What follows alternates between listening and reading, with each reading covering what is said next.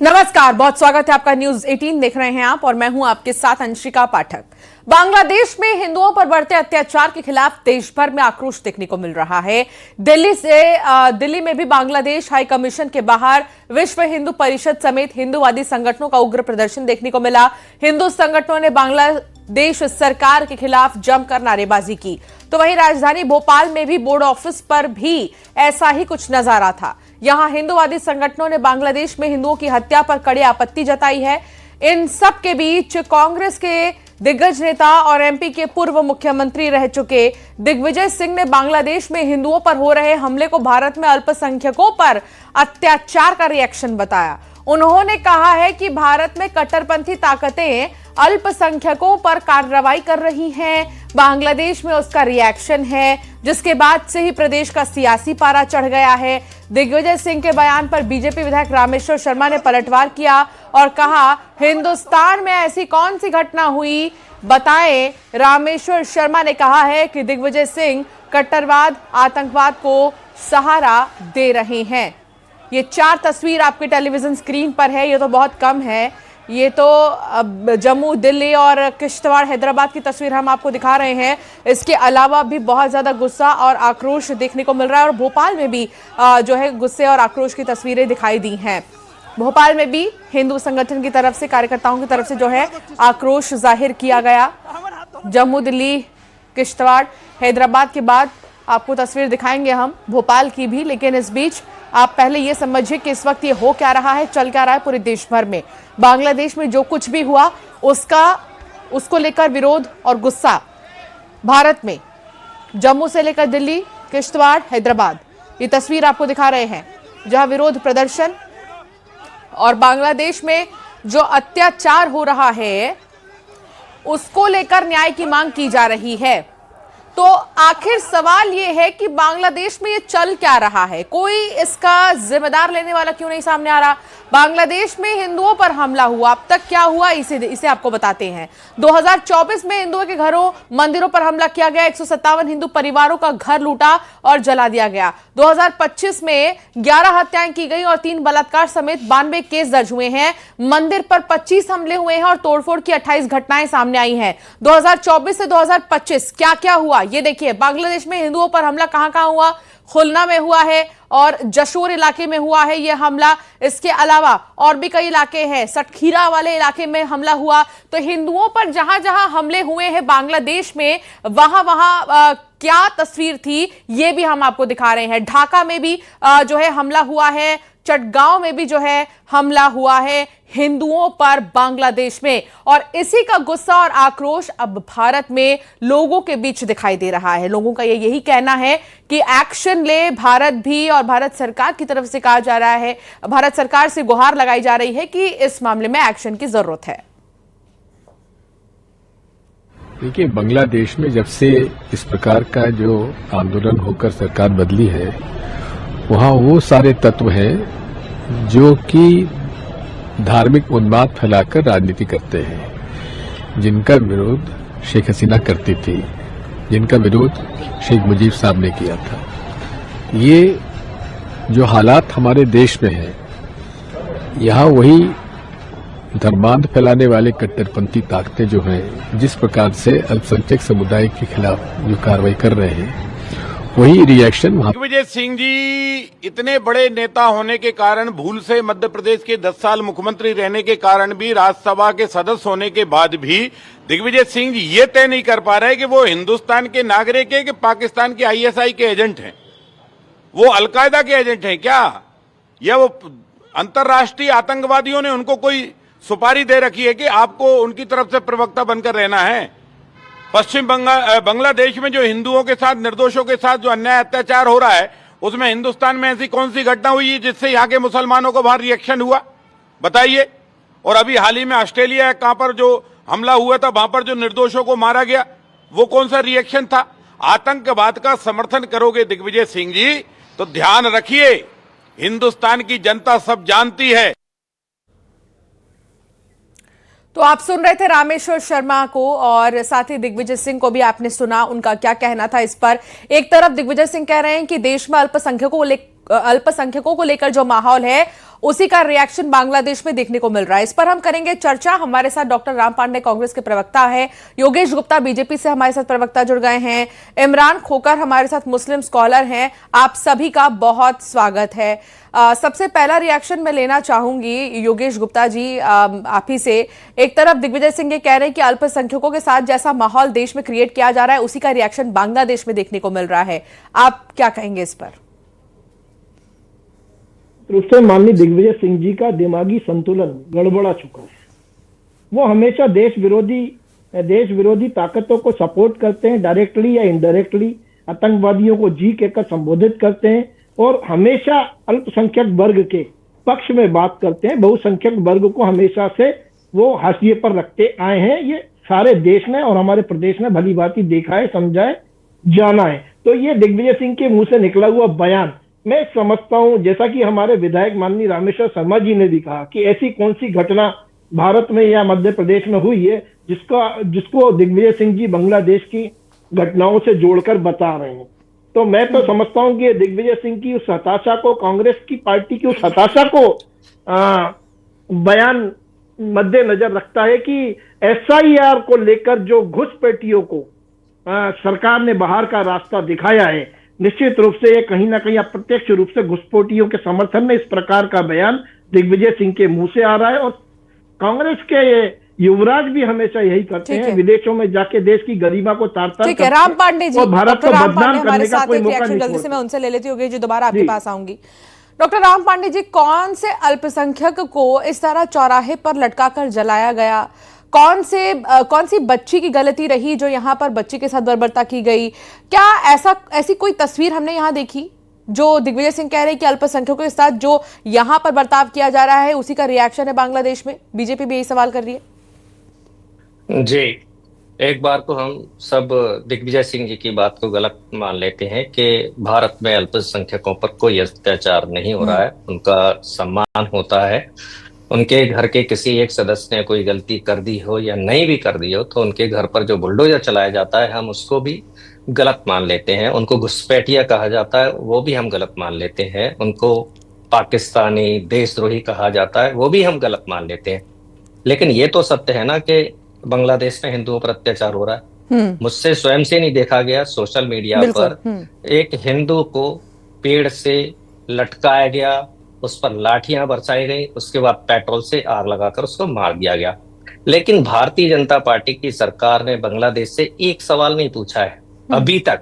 नरेंद्र मोदी जी ने इस संदर्भ में एक ट्वीट नहीं किया है, अमित शाह जी ने इस संदर्भ में एक ट्वीट नहीं किया है। लेकिन प्रियंका गांधी जी ने संसद में कहा है कि बांग्लादेश में हिंदुओं पर अत्याचार हो रहा है, सरकार क्यों नहीं निर्णय ले रही है, सरकार क्यों नहीं कार्रवाई कर रही है।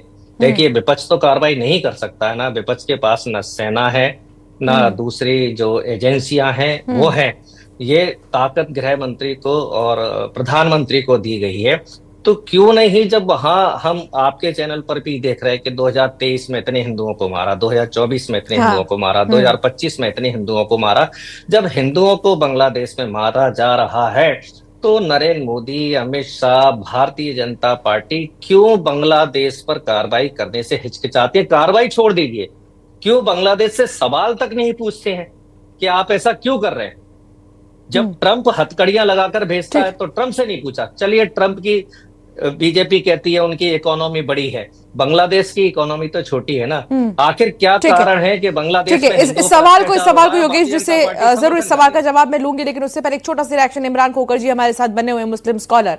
इमरान जी, बांग्लादेश में ये क्या हो रहा है? बांग्लादेश में जो कुछ भी हो रहा है उसका असर भारत पर बहुत नजर आ रहा है। यहाँ पर दो धर्म आपस में बट जा रहे हैं। क्या कहेंगे इमरान जी, क्या चल रहा है बांग्लादेश में? देखिए मैडम, मेरे फेलो पैनलिस्टों को आदाब अर्ज है। मैं आपको एक बात समझाना चाहता हूं कि दुनिया के किसी भी देश की सरकारों में जब धर्म के ठेकेदार जाकर उच्च पदों पर बैठ जाते हैं तो वहां के धार्मिक अल्पसंख्यकों के ऊपर प्रताड़ना, उनके खिलाफ हिंसा, उनको विलेन बनाने की कोशिशें दुनिया के लगभग तमाम देशों के अंदर की जाती है। जिस तरीके से आज बांग्लादेश के अंदर धार्मिक ठेकेदार उच्च पदों पर जाकर बैठ गए हैं, तो उन्होंने वहां के अल्पसंख्यकों को विलेन बताना शुरू कर दिया, उनकी लिंचिंग शुरू कर दी, उनके घरों को जलाना शुरू कर दिया, उनकी इबादतगाहों को जलाना शुरू कर दिया।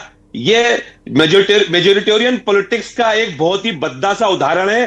ठीक इसी तरीके से दुनिया के किसी भी देश के अंदर अल्पसंख्यकों को, आप उसको किसी भी धर्म का मानते हैं, मैं उनको धार्मिक अल्पसंख्यक मानता हूं, तो किसी भी धार्मिक अल्पसंख्यक के साथ अगर अत्याचार होता है तो वो लेकिन सरकार जो लोग निकम्मी ये कर रहे हैं वो एक विशेष समुदाय की छवि खराब कर रहे हैं। क्या आप इस बात को समझ रहे हैं? मैडम, मैं बिल्कुल नहीं मानता हूं कि किसी विशेष धर्म का कोई मसला है, यह सरकार की नाकामी का मसला है। ठीक इसी तरीके से जब देश के अंदर, हमारे देश के अंदर जब अखलाक को लिंचिंग किया गया, जुनैद को लिंचिंग किया गया, जुनैद और नासिर को गाड़ी के अंदर मोनू मानेसर नामक गुंडे ने गौ सेवा के नाम पर जला दिया गया, जब मुसलमानों के यहाँ पर बुलडोजर किया गया, तो हमने थोड़ी किया कि किसी धर्म विशेष का बदनाम हो रहा, नहीं साहब, सरकारें निकम्मी है, सरकारें नाकारा है जो अपने धार्मिक अल्पसंख्यकों के हितों की रक्षा नहीं कर पाती, उनकी प्रॉपर्टी की सुरक्षा नहीं कर पाती, उनकी जानमाल की सुरक्षा नहीं कर पाती। तो कुल मिलाकर लेकिन जो बांग्लादेश में किया सरकारों की वजह से, जो बांग्लादेश में किया दीपू चंद्र के साथ में, क्या वो सही था आपके नजरों में? वो कंडम करता हूं मैडम, मैं बहुत ही निंदनीय है। मैं कहता रहा हूं कि यूनुस सरकार जो बांग्लादेश की है वो निकम्मी और नाकारा है, जो अपने देश के धार्मिक अल्पसंख्यकों की रक्षा नहीं कर पाती, और दुनिया की हर वो सरकार निकम्मी है जो अपने देश के धार्मिक अल्पसंख्यकों की रक्षा नहीं कर पाती। ठीक है योगेश जी, पूरी दुनिया ये जानना चाहती है, पूरी दुनिया तो बहुत दूर की बात मैंने कह दी, लेकिन पूरा देश ये जानना चाहता है कि आखिर सरकार का क्या स्टैंड है इस पर, सरकार एक्शन मोड में कब आने वाली है? नहीं, देखिए अंशिका जी, विदेश नीति के तहत माननीय मोदी सरकार ने भी बांग्लादेश के राजदूत को बुलाकर कड़ी समझाइश भी दी है, और वहां के जो हमारे दूतावास है उनके माध्यम से वहां की सरकारों को संपर्क में है, और निश्चित रूप से केंद्र सरकार इसके ऊपर गंभीरता के साथ विचार कर रही है। आने वाले कुछ दिनों में हमें सरकार का रुख भी स्पष्ट होगा और बांग्लादेश में हो रही घटनाओं पर अंकुश लगेगा, ये भी आप और हम सब देखेंगे। वहीं दूसरी तरफ जो मुस्लिम स्कॉलर कह रहे थे कि बुलडोजर चला गया, मेरा मित्र राम पांडे भी कह रहे थे, तो बुलडोजर अगर चलाया गया तो किसी दुष्कर्मी के यहाँ चलाया गया, बुलडोजर अगर चलाया गया तो किसी आतंकवादी के यहाँ चलाया गया, बुलडोजर अगर चलाया गया तो किसी धर्मांतरण कराने वाले के विरुद्ध चलाया गया, बुलडोजर अगर चलाया गया तो निश्चित रूप से अवैधानिक गतिविधियों में लिप्त पाए जाने वाले लोगों के घर चलाया गया, और निश्चित रूप से ये सब लोग एक धर्म विशेष से जुड़े हुए लोग थे। इस बात से आप इनकार नहीं कर सकते। अगर आप कुछ चुनिंदा नामों का उल्लेख करके सरकार को कोसने का काम करते और सरकारी सुविधाओं का लाभ मध्य प्रदेश और भारत में रहकर रहते हैं, तो निश्चित रूप से ये नमक हरामी कर रहे हैं आप भारत के साथ, भारत में रहकर भारत की बुराई कर रहे हैं, और निश्चित रूप से ये बयान भी निंदनीय है दोनों मित्रों का। और केंद्र सरकार अपने इमरान जी कुछ कहना चाह रहे हैं? इमरान जी, और जब भी सर्जिकल स्ट्राइक होती है, जब भी पड़ोसी देश पर हम हमला करते हैं, तो कांग्रेस पार्टी हमेशा सबूत मांगती है। मैं आपके बीच में नहीं बोला था, मैं आपके बीच में नहीं बोला था, दुष्कर्मी के घर में बुलडोजर चला है। एक सेकंड, इमरान जी कुछ कह रहे हैं, इमरान जी बोलिए। होगी एक बार 10 बार बुलडोजर चलेगा। योगेश जी, अगर कोई नव जिहाद में तो उसके घर पर बुलडोजर चलेगा। तो क्या आपने ब्रजभूषण शरद सिंह के घर पर बुलडोजर चलाया? और आप कह रहे हैं कि हमने अपराधियों के घरों पर बुलडोजर चलाया, तो गुंडों की लिस्ट के अंदर जो नाम आ रहे हैं, जो भाजपा से जुड़े हुए लोग हैं, उनके घर के ऊपर आपने बुलडोजर चलाया। कुल मिला के मैडम, बुलडोजर अपने आप में एक गैर संवैधानिक तरीका है किसी भी अपराध से डील करने का। ठीक है राम पांडे जी, 2024 में हिंदुओं के घरों मंदिरों पर हमला किया गया बांग्लादेश में, 157 हिंदू परिवारों का जो घर है वो लूटा गया और उसे जला दिया गया। 25 के आंकड़ों की अगर बात करें तो 11 हत्याएं की गई हैं, 3 बलात्कार समेत 92 केस दर्ज हुए हैं, मंदिर पर 25 बार हमले हुए हैं, तोड़फोड़ की घटनाएं सामने आई हैं। ये आंकड़े वो हैं जो रजिस्टर्ड है। इसके अलावा आप अंदाजा लगा सकते हैं कि इस वक्त माहौल कैसा है और कितनी ज्यादा बर्बरता की गई होगी। सवाल यह है कि आखिर पड़ोसी देश में क्या हो रहा है, इसका असर हमारे देश पर बिल्कुल पड़ेगा, लेकिन उसका एक्शन सामने नहीं आ रहा। आप कैसे देख रहे हैं इस चीज को? राम पांडे जी। जब पड़ोसी देश एरिया में और जनसंख्या में बहुत बड़ा था, तो इंदिरा गांधी जी ने कांग्रेस की सरकार में 1971 में उसके 2 टुकड़े कर दिए थे। अब उस पड़ोसी देश की आदत, जो ताकत है, वो आधी रह गई है। और अभी प्रदेश प्रवक्ता बीजेपी के कह रहे थे कि उनकी सरकार, बीजेपी सरकार, मोदी सरकार बांग्लादेश के संपर्क में है, उनसे बातचीत कर रही है। और हिंदुओं पर अत्याचार बढ़ रहे हैं। तो क्या ये हिंदुओं पर अत्याचार मोदी सरकार बढ़वा रही है? जब संपर्क में है तो अत्याचार तो कम होना चाहिए ना। 2014 से मैंने ये लगातार कहा ना, बांग्लादेश निश्चित में रूप से आने हिंदुओं पर वाले कुछ दिनों में अत्याचार उसका क्यों बढ़ रही परिणाम है? दिखेगा। और जी ठीक है, चलिए उनकी बात नहीं बात। और हम भारत की बात करें तो मुस्लिम से ज्यादा हिंदुओं पर अत्याचार हो रहा है। आप देखिए, हरेन पंड्या की हत्या हो गई, वो तो हिंदू था ना। संजीव भट्ट जेल में सड़ रहा है, वो तो हिंदू है। अभी सोनम वांगचुक जो है वो तो हिंदू है ना, उसको जेल में सड़ाया जा रहा है। विनेश फोगाट तो हिंदू है ना। साक्षी मलिक तो हिंदू थी। ऐसे कई हिंदू हैं जो जेल में सड़ रहे हैं या उनकी हत्या कर दी गई है। जस्टिस लोया तो हिंदू थे ना। ऐसे लाखों हिंदुओं की हत्या हिंदुस्तान में हो चुकी है। जो ईडी सीबीआई इनकम टैक्स की जो जांच हो रही है, किन पर हो रही है? हिंदुओं पर हो रही है। हिंदुओं को आईएसआई के साथ हिंदुओं का गठबंधन है। ये विश्वास इनके कौन से अभी शर्मा जो विधायक थे, वो कह रहे थे कि हिंदू आईएसआई से मिले हुए हैं। शायद नरेंद्र मोदी जी को कह रहे थे, क्योंकि आईएसआई को नरेंद्र मोदी जी ने पठानकोट जांच में भारत बुलाया था, बिरयानी खिलाई थी। देखिए, हम समस्याओं से ज्यादा समाधान पर बात करें। वाकई बांग्लादेश में हिंदुओं पर अत्याचार हो रहा है। हम चर्चा से ज्यादा इस बात पर फोकस करें कि वहां हिंदुओं पर अत्याचार कैसे रोका जाए, कैसे वहां की सरकार को सबक सिखाया जाए, कैसे वहां की सरकार से बात की जाए। क्या हम यहाँ केवल यही रोते रहेंगे कि बांग्लादेश में, पाकिस्तान में हिंदुओं पर अत्याचार हो रहा है, जो भारतीय जनता पार्टी का नाटक है? आज बताइए, सब जगह प्रदर्शन हो रहा है, क्या भारतीय जनता पार्टी प्रदर्शन में शामिल है? नहीं शामिल है। क्यों नहीं है भारतीय जनता पार्टी वहां शामिल है? क्या भारतीय जनता पार्टी का युवा मोर्चा क्यों नहीं है उसमें? भारतीय जनता पार्टी के इतने संगठन है, क्यों नहीं है? केवल योगेश जी कुछ कहना चाह रहे? योगेश जी देखिए, कांग्रेस पार्टी का दुर्भाग्य है कि ये जो सड़क पर घटनाक्रम घटित होता है उनकी अनदेखी करती है। और निश्चित रूप से रामेश्वर शर्मा जी ने जो बयान आईएसआई से संबंधित दिया है, वो दिग्विजय सिंह जी को कोट किया सीधे तौर पर। और दिग्विजय सिंह जी हमेशा अमूमन ऐसा करते आए हैं, इसलिए वो कटघरे में खड़े होते हैं। एक बात। दूसरी बात, घटनाक्रम जो बांग्लादेश में घटित हो रहा है उसको रोकने के लिए भारतीय जनता पार्टी के अनुवांशिक संगठनों ने, खास तौर पर हमारे मध्य विधानसभा क्षेत्र से विधानसभा का चुनाव लड़े हुए माननीय ध्रुव नारायण सिंह जी ने भी सरकार से, प्रदेश सरकार से और केंद्र सरकार से अपील की है कि फौरी तौर पर इस प्रकार की घटनाओं पर रोक लगे। इसके लिए केंद्र सरकार को उचित योगेश जी, रूस की तरफ से भी 1971 का जिक्र किया कि अगर बांग्लादेश माहौल शांत नहीं करता है, बांग्लादेश में माहौल शांत नहीं होता और सरकार अगर कोई कड़ा कदम नहीं उठाती बांग्लादेश में, तो 1971 का वो एक्शन भारत का याद कर ले बांग्लादेश। अब हवाला दिया गया किसी क्रांतिकारी कदम का। विपक्ष भी कह रहा है कि मौजूदा सरकार कब उठाएगी ये कदम? देखिए अंशिका जी, 1971 का ही तो घाव जो हमें मिला है, जब श्रीमती इंदिरा गांधी ने, तत्कालीन प्रधानमंत्री ने 95,000 से ज्यादा पाकिस्तानी सैनिकों को बिना किसी मुआवजे के, बिना किसी शर्त के रिहा कर दिया। जबकि हमारे जनरल मानेक शाह का फौरी तौर पर यह कहना था कि हम लाहौर कराची जीत चुके हैं और बिना मुआवजा लिए, बिना अपनी शर्तों के इनके जो सैनिकों का सरेंडर है इनको नहीं छोड़ना चाहिए। तो हमेशा कांग्रेस पार्टी ने कहीं ना कहीं अल्पसंख्यक वर्ग के हितों को साधते हुए वो एक तुष्टीकरण की वोटों की राजनीति के मद्देनजर पहले देश का विभाजन किया, फिर 71 में जो दूसरा विभाजन हुआ उसके भी घाव भारत आज तक झेल रहा है। आने वाले 5 से 7 सालों में मैं निश्चित रूप से गारंटी दे सकता हूं कि माननीय मोदी सरकार, अमित शाह के नेतृत्व में जिस तरह से देश कार्रवाई सुनिश्चित करता जा रहा है, एक के बाद एक बांग्लादेश और पाकिस्तान से होने वाली घटनाओं पर फौरी तौर पर पूरी तरह से न केवल नियंत्रण होगा, रोक लगेगी। देखिए, हमने तो 95 लाख पाकिस्तानी सैनिक गिरफ्तार किए। चलिए, इस बात को बीजेपी प्रवक्ता ने माना। अब तो पाकिस्तान, बांग्लादेश बहुत छोटे छोटे देश हैं।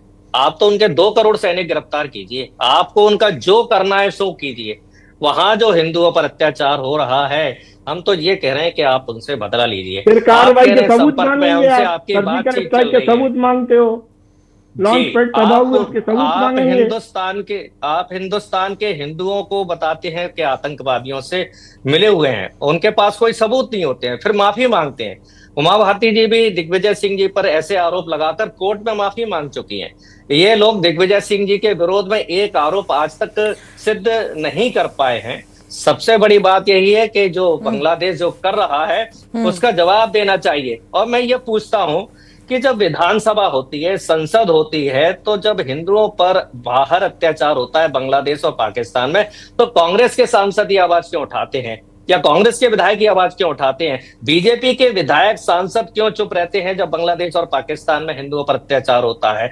एक भी ऐसा उदाहरण नहीं है जहां पाकिस्तान बांग्लादेश में हिंदुओं पर अत्याचार हो रहा हो, अमेरिका में ट्रंप ने हथकड़ियां पहनाई हो और भारतीय जनता पार्टी ने आवाज उठाई हो। जब भी हिंदुओं पर अत्याचार हुआ है, प्रियंका गांधी ने और कांग्रेस पार्टी ने आवाज उठाई है। अभी बांग्लादेश में हिंदुओं पर अत्याचार हुआ, संसद में प्रियंका गांधी ने आवाज उठाई और भारतीय जनता पार्टी ने विरोध किया। ठीक है, इमरान खोकर जी, इमरान ठीक है, मैं योगेश जी आपके पास आ रही हूँ। योगेश जी अपनी बात पूरी कर लीजिए। चलिए, देखिए अंशिका जी, भारतीय जनता पार्टी के विधायक, उनके सांसद और हमारे हिंदुस्तान में रहने वाले हमारे बहुसंख्यक वर्ग को ये भली भांति केंद्र शासित मोदी सरकार पर भरोसा है कि हमारी सरकार आजकल घर में घुसकर मारती है, ढूंढ कर ठिकानों को तबाह करती है। इसीलिए हम साइलेंटली 20 सेकंड है मेरे पास, सिर्फ 20 सेकंड है। योगेश जी माफ कीजिएगा, मुझे आपको रोकना पड़ेगा। इमरान जी से मैं एक रिएक्शन लेना चाहती हूँ। इमरान जी, मौजूदा समय में बांग्लादेश से जो तस्वीर सामने आई है, उसने भारत में एक विशेष वर्ग को लेकर बहुत आक्रोश पैदा कर दिया है।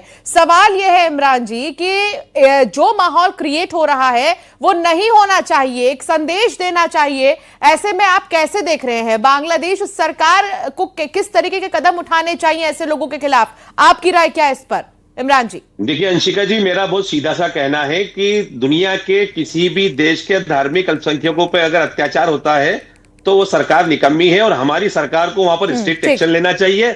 हम इस पूरी घटना की निंदा करते हैं और हम ये उम्मीद करते हैं कि हिंदुस्तान के अंदर भी धार्मिक अल्पसंख्यकों को सरकार प्रताड़ित करना बंद करेगी, इनके घरों पे बुलडोजर चलाना बंद करेगी, इनके दरगाहों, इबादत गाहों के ऊपर। ठीक है इमरान जी, अपनी बात रखने के लिए बहुत शुक्रिया। आप सभी मेहमानों का हमारे साथ जुड़ने के लिए बहुत शुक्रिया। समय की कमी है, चर्चा को यही रोकना होगा।